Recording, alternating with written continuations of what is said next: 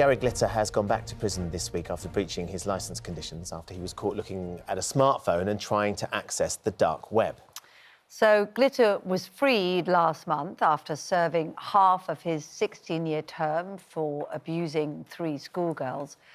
Some say it cast doubt over the rehabilitation of serial sex abusers. So should convicted paedophiles remain behind bars for life? We're joined now by the CEO of the Safeguarding Alliance, Emily Constantis, who says that child sex offenders can't ever be rehabilitated. Emily, thank you for joining us. And we have defence barrister Chris Dorr, who says that Gary Glitter's case shows that criminal justice does, in fact, work. I think people will be quite shocked, Chris, that you suggest that, because not a month after being released, he's already contravened the rules of his release and has had to go back inside. Yeah, well, first of all, I think this is a really difficult subject, and I don't think there's any kind of binary answer to the issue of what you do with sex offenders. But the reason why I suggest that in this case the system's worked is because licence conditions imposed on released sex offenders are intended to pick up this sort of behaviour that looks like someone may be on a journey towards further offending and get them back into prison quickly without any legal process, and that's what's happened. So, wasn't the expectation, though, that he was sentenced to a 16-year term? He served half of that 16-year term. Within that 16-year term, the rehabilitation should have happened during that period. Exactly. But he's been out a month and he's already contravened the rule. Exactly. And what does that tell you about how we are failing to do anything? Well, it sounds like he's not been rehabilitated. Well, exactly. And we're failing in our prison system to rehabilitate sex offenders in particular. The prison system's a completely ineffective way of rehabilitating most people, but it fails most seriously and most regularly in the case of sex offenders, particularly sex offenders like Glitter, who have been offending for 50, 60 years, very, very long periods, and who didn't get caught until many, many years after the offending that they committed. These are very difficult cases, and we absolutely need to look at the most important thing of all: how do you reduce the risk of further offences? So it works, sort of, in this situation. I completely disagree. Actually, how could he even be put in a position to be able to reoffend in the first place? If it was working and he'd been rehabilitated, he wouldn't have come straight out of prison and gone on to try and get to children. And actually, any risk is too much of a risk in relation to our children. So there is a failure of rehabilitation, which you also agree is a process.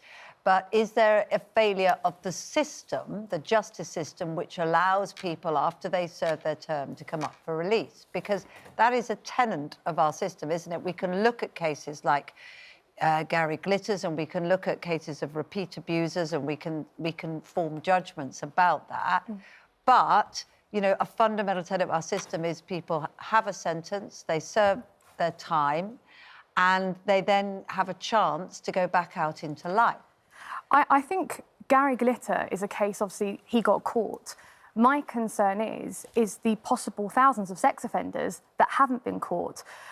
Statistics that were identified by the Safeguarding Alliance identified that over 11,500 sex offenders failed to notify of a change to circumstance. And they, again, are the ones that have been caught. What about the sex offenders that haven't been caught?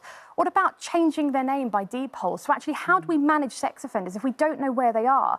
And my issue is that actually, yes, it's going to cost money. Yes, we have a capacity issue, but there shouldn't be a price on a child's life. Chris, if you say that it's not working and the system is broken, then why not just keep them inside full-time? Because if there's no chance that they can come out, they aren't going to reoffend. Well, it depends who they are. Because sex offenders, including child sex offenders, there are hundreds of thousands of them in Britain. There are around 100,000 sex offenders on the sex offences register.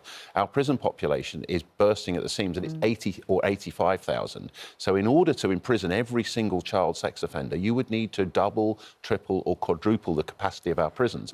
The cost of that would be absolutely astronomical, and ultimately it doesn't work, because what does work is early intervention as soon as there's any sign of criminal behaviour by these people, and diverting them from further offences. Which is what you say. Putting them in prison is just teaching them. They hang out with other sex offenders and they actually learn from each other in prison. Emily, that's the catastrophe we have in our system. I'm really sorry, Chris, but I disagree, because even outside of prison, they're still hanging out with other sex offenders, and they've got open access because they're doing it online. Yeah, absolutely. But that's a monitoring issue. You're absolutely... I think we can agree on this. Monitoring arrangements for sex sex offenders in the community are appalling.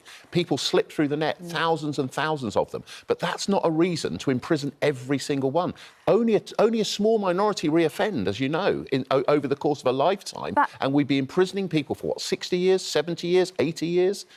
For an offence that ordinarily would receive no prison sentence at all. I think even that small minority, though, is going to impact such a large majority of children. And you mentioned, obviously, the capacity. Yes, we know over 80,000 prisoners, only 12,000 of those are actual sex offenders. There are over 60,000 sex offenders living in the community. How many of them are child sex offenders? And the risk is too great. The vast majority, in fact, all of them, of our viewers' comments have come in on your side, Emily, with regards to this. Everybody is pretty convinced that actually keeping them inside is the only answer. But when you realise the scale of what that would involve, Chris... I think the reason people have that reaction, and it's an understandable one, is that it's an emotive reaction to a very, very difficult and emotive subject. Policymakers and the law has to step back from that and ask one simple question. How do we reduce the number of offences and the number of victims? And longer prison sentence has been proven every time to fail on that critical measure. We're going to have to leave it there, I'm afraid. But thank you very much, Chris. Thank you, Emily, for joining us this morning.